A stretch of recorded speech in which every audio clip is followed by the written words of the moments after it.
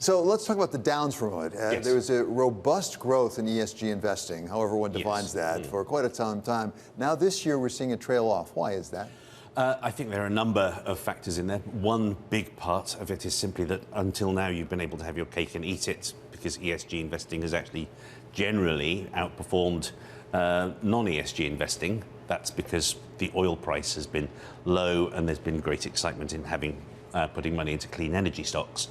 Once you have an oil price rocketing higher, you begin to have to make some more painful decisions about whether you're really prepared to forsake money to do ESG. So that's one major part of it. Then there is a broader sense of a reckoning with the attempt to make capitalism kinder. We had a decade or so of people blaming the Milton Friedman idea of shareholder value, that the only legitimate purpose for company managers was to maximize shareholder returns, and that's seen as part of how we've had this very sluggish and hollowed out economy while the stock market has risen. Now that ESG has got as big as it has, people are beginning to ask, is this working either? Is this actually slanting playing fields in ways we don't want? Well, another question besides is it working is what it is. Because different people define it very differently. I mean, now I see people think it's just responsible investing. Yes, I mean, it's developed over the years. Like 30 odd years ago, it was ethical investing, and it was generally, particularly religious groups, excluding things they really didn't like, most obviously alcohol, and even 30 years ago, carbon fuels. Then it moved on to being SRI, socially responsible investing, which made more of an attempt to positively find, quote unquote, good companies to invest in. And ESG is much more of an attempt to industrialize the whole process. But is it a way to make more money, or a way to do more good, or do a little of both? And in doing that, do you do neither? Well, I think Milton Friedman probably might accept ESG funds because it has made a lot of money so far for the people offering the funds.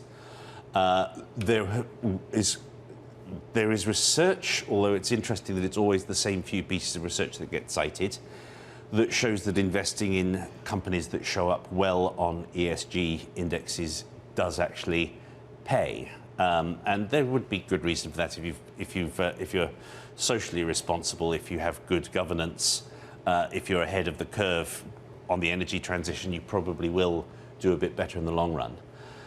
So there are ways in which it has made money over time. I think the question becomes, if you ever have to choose between making money and doing something good.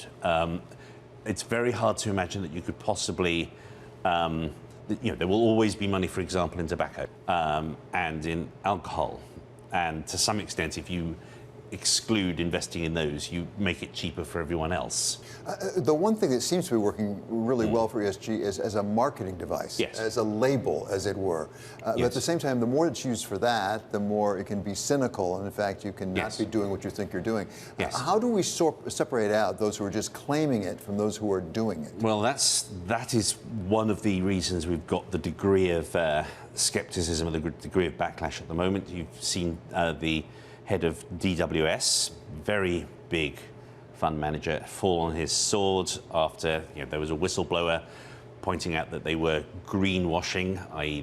that they really weren't trying anything like as hard to ensure that the companies they were investing in were doing green things as they said they did. The SEC is looking into rules on naming conventions and so on. This happens for the rest of the industry.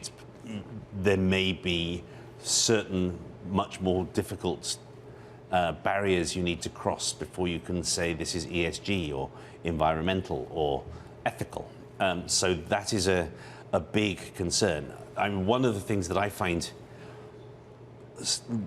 truly ridiculous actually about the ESG concept is, if you look at, there are different indexing groups producing different ESG ratings, and it's a very big, difficult exercise, and they charge money for it if you want to use it based on an index.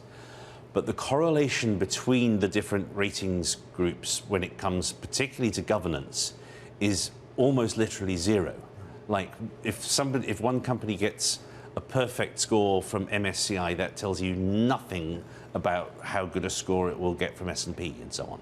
Well, and one of the things I don't understand is if we do have the government be the environmental police, the ESG police, the way Larry Fink is calling for, I think I can understand how they could police reporting on carbon.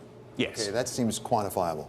Yes. Do we want the government deciding what's socially responsible or what is good in terms of government? So, by the way, wouldn't it change from government to government depending whether it's to the right or to the left? Yes, it would. I do think that's a very good point. I think environmental, it's a very complicated issue about how we manage the transition. If you try to put too much investing into clean energy before it's ready, you get the issues of that Europe has had in particular of suddenly becoming that much more reliant on natural gas.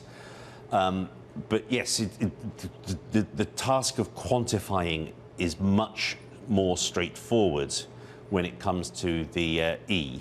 The S and the G may, I think, they are very much more in the eye of the beholder, and it's much harder to justify saying that any particular rating agency or any passive funds group can be in charge of them. One last one here. I've enjoyed covering business and economics in news because I've always said money doesn't know right from left. Yes. Just make money or don't make money. Yeah. Is this potentially a way for politics to creep its way into investment decisions? Because there's a certain woke element, to use that overused word, involved in ESG, which is not to say it's not very serious, but at the same time there is an element of that. There's a very big element of it, and what most worries me is that the basic technology now exists for targeting something you don't like and punishing it in some way via the markets. You have an index and then you exclude certain things from it on certain criteria. And two can play at that game. One classic example which has bipartisan support, but I think it could be the start of a dangerous principle, is there's a government thrift pension plan which is under bipartisan pressure. Marco Rubio leading it, Maggie Hassan, Democrat from New Hampshire, saying that they mustn't invest in China because it's a national security threat. And that can easily become habit forming. You see Japan pension funds started investing much more outside Japan to help weaken the yen when there was a desire for them to do that, and so on. This could become, now that we understand how to do ESG investing, it could become weaponized and could become quite a dangerous element in the unpicking of globalization.